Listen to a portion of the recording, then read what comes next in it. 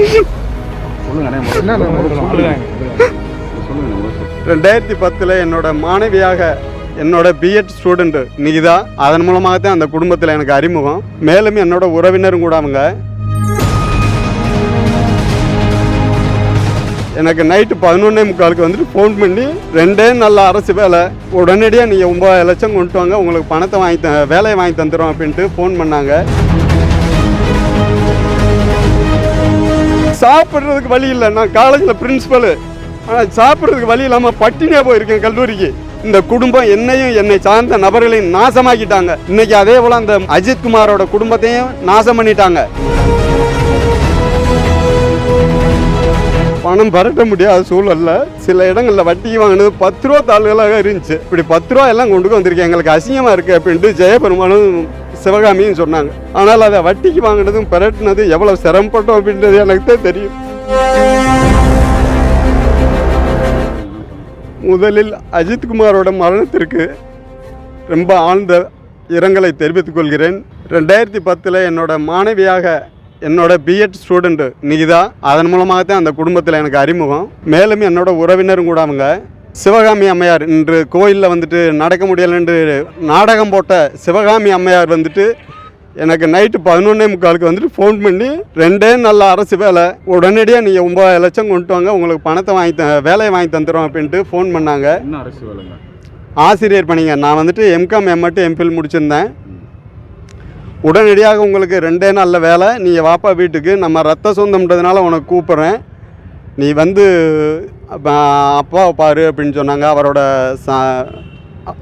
ஜெயபெருமாள் அவர் பெரியப்பாவை. அடுத்து வந்து நானும் எங்கள் அப்பா எல்லாருமே போயிட்டு பார்த்து பேசினோம். 9 லட்ச ரூபா பிஜி போஸ்ட், பிஜி முதுகலை பட்டதாரி ஆசிரியருக்காக எனக்கு 9 லட்ச ரூபா கேட்டாங்க. அது போக நம்ம சொந்தம் யாரெல்லாம் இருக்காங்களோ அவங்களுக்கு எல்லாமே சொல்லுங்கள், உடனடியாக வந்துட்டு 2 நல்ல வேலை அப்படின்ட்டு சொல்கிறாங்க.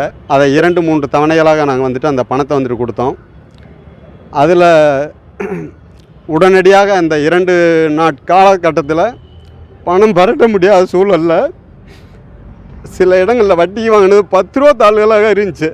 இப்படி 10 ரூபா எல்லாம் கொண்டு வந்திருக்கேன், எங்களுக்கு அசிங்கமாக இருக்குது அப்படின்ட்டு ஜெயபெருமானும் சிவகாமியும் சொன்னாங்க. ஆனால் அதை வட்டிக்கு வாங்கினதும் பரட்டினது எவ்வளோ சிரமப்பட்டோம் அப்படின்றது எனக்கு தான் தெரியும். இவங்கெல்லாம் தான் வந்துட்டு கடைசியாக வந்துட்டு இந்த பணம் இதெல்லாம் வாங்கிட்டாங்க. கடைசியாக பணம் கேட்டு வேலை கேட்டு இது பண்ணுறோம், கொஞ்சம் பொறுங்க, எலெக்ஷன் அனௌன்ஸ் பண்ணிட்டாங்க, ரெடி பண்ணி கொடுத்துருவோம் அப்படின்னு சொல்கிறாங்க.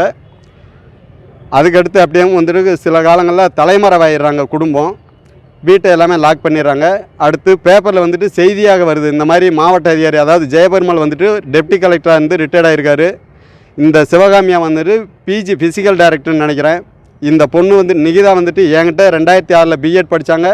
படித்து முடித்த உடனே வந்துட்டு கவர்மெண்ட் காலேஜில் ப்ரொஃபஸராக ஒர்க் பண்ணுறாங்க. இன்றைக்கி பல லட்ச ரூபா சம்பளமாக வாங்கக்கூடிய நபர்கள் வந்துட்டு நாங்கள் போய் எனக்கு கஞ்சிக்கு வழியில் பணத்தை கொடுங்க அப்படின்னு கேட்கும் பொழுது, செத்தாலும் பரவாயில்ல, 1 ரூபா உனக்கு கொடுக்க முடியாது அப்படின்னு என்னை விரட்டி விட்டாங்க வீட்டில் இருந்து. கடந்த 10 தினங்களுக்கு முன்னாடி கூட நானும் என்னோடய ஒய்ஃபும் 2 பேரும் சேர்ந்து போய் நிகிதாக்கிட்டையும் சிவகாமிகிட்டையும் பணம் கேட்குறோம். எங்கே வச்சு பார்த்து கேட்டீங்க? ஆலம்பட்டியில் அவங்க வீட்டிலேயும்.